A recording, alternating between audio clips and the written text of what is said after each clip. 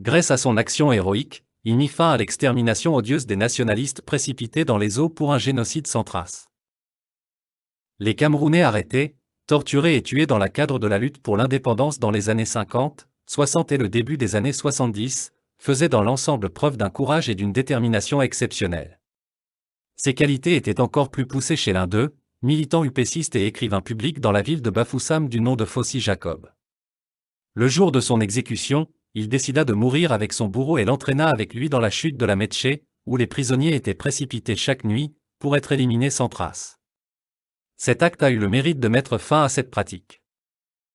Jacob Fossi est né en 1917 à Bafoussam. Fils d'un proche de la chefferie à qui il succède plus tard et hérite de sa fortune humaine et matérielle. Son parcours scolaire était l'un des plus réussis à cette époque, ce qui lui permit d'être écrivain public dans la ville de Bafoussam tout en prêtant ses compétences au service aux eaux et forêts à Tchang et Bafoussam. Dans les années 50, il est l'un des rares à avoir une voiture, un cheval et une machine à moudre le maïs. Jacob Fossi est né en 1917 à Bafoussam. Fils d'un proche de la chefferie à qui il succède plus tard et hérite de sa fortune humaine et matérielle.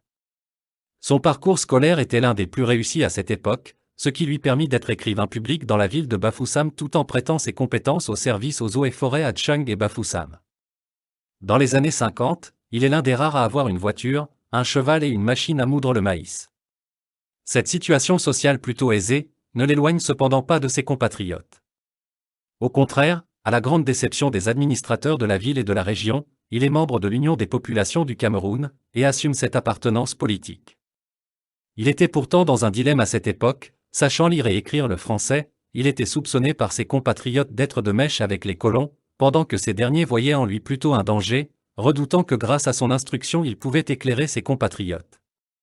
Mais Jacob Fossi ne s'en préoccupait pas, il était profondément engagé dans la lutte pour la libération de son pays, et tenait ouvertement tête aux chefs qui voulaient maintenir les populations dans un assujettissement à la limite humiliant.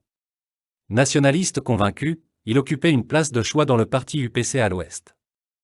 Malgré l'interdiction du parti en 1955, il continuait de mobiliser les militants dans la ville de Bafoussam et ses environs, et servait même de trésorier du parti dans cette ville épicentre de la région. Obligé d'évoluer dans la clandestinité, il s'était donné au moins 5 pseudonymes qui lui permettaient de se mouvoir et de changer d'identité en fonction des lieux et des circonstances. Ainsi il s'appelait tantôt Motuzla, Jedidja, Fauquins, mais son pseudo le plus célèbre était Nicodème. Un jour de juin 1956, il fut enlevé alors qu'il se préparait à recevoir une réunion du parti à son domicile. Sa famille ne pouvait savoir où il était emmené, il avait été conduit avec beaucoup d'autres à la prison de Tchang, où on avait pris soin de le mettre en isolement à la cellule 6, pour éviter qu'il ne radicalise d'autres détenus avec ses idées. Il était accusé et condamné pour maintien d'un parti dissous. De cette prison, les détenus étaient sortis chaque nuit, ajoutés à ceux interpellés dans la journée, pour être emmenés vers une destination inconnue. Officiellement, c'était pour les transférer dans une autre prison, mais il n'en était rien. Les prisonniers étaient conduits au sommet des chutes de la Metch, ce cours d'eau à la lisière entre les 3 départements de la Mifi, de la Menoie et des Bamboutos, qui abrite de nos jours la station de captage d'eau qui alimente la ville de Bafoussam. Les mains liées, ils étaient précipités dans le vide et disparaissaient dans l'eau. Cette méthode d'élimination avait été choisie pour marquer le mépris profond pour ces nationalistes. Ils ne méritaient pas que le colon gaspille les munitions pour les tuer. Ils ne méritaient même pas que les gens se donnent de la peine pour creuser une fosse commune pour eux, et en plus cela permettait d'effacer le trace de cette extermination d'un peuple, au cas où un jour des curieux pouvaient vouloir chercher des preuves. La chute fatale.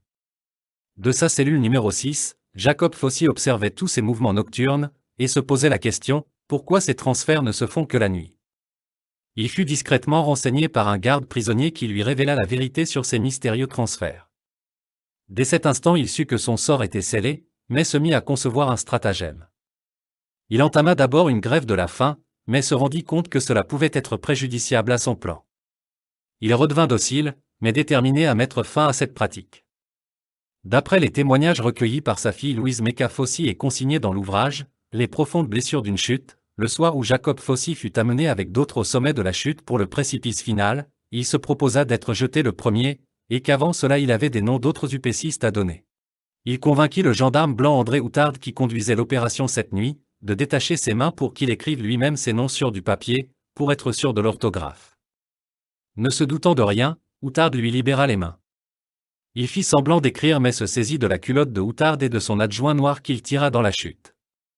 Le noir eut la vie sauve parce que ses bretelles s'étaient coupées, mais il descendit dans les précipices de la Metche avec le blanc. Daniel Moguet, un journaliste à la retraite, ex-correspondant de Reuters confié aux auteurs du livre Camerin, on a cherché pendant des jours le corps du gendarme, sans succès, on a mobilisé les villageois environnants, on les a obligés à plonger pour chercher le corps du gendarme. En sortant de l'eau, ils ont dit qu'ils avaient trouvé tellement de crânes, tellement de corps qu'ils ne pouvaient pas reconnaître celui du gendarme. Les témoignages ne s'accordent pas sur la date de ces événements historiques. Pour Mecca Fossi, la fille de Jacob Fossi, cela se passait dans la nuit du 9 au 10 mai 1957, pour d'autres écrits, on était dans la nuit du 11 au 12 septembre 1959.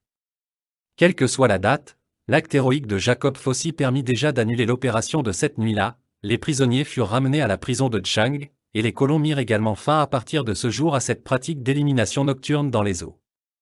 Fossi Jacob avait choisi de donner sa vie pour sauver celle des autres, de son engagement pour la libération totale jusqu'à cet acte ultime.